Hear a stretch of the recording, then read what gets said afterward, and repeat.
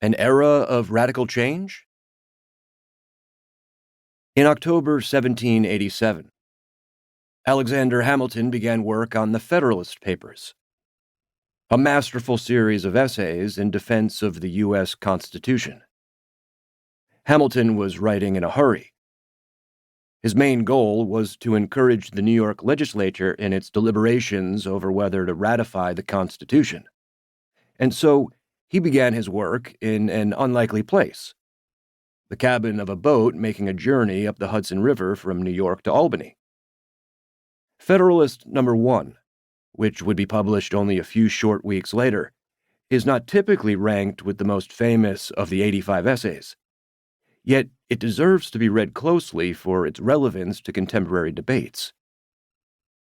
To Hamilton, the adoption of the U.S. Constitution was about nothing less than determining whether societies of men are really capable or not of establishing good government from reflection and choice, or whether they are forever destined to depend on accident and force.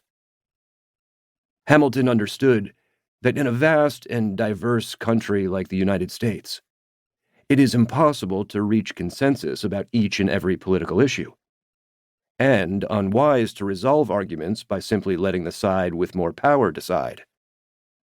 So what is the alternative to government by force?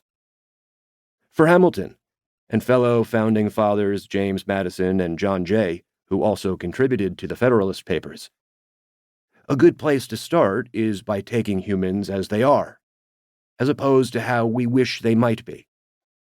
Concepts that are fundamental to American democracy, like limiting government through the separation of powers and building safeguards to prevent the tyranny of the majority, are built on the idea that effective governance must be based on bargaining, compromise, and, perhaps most importantly, deep humility.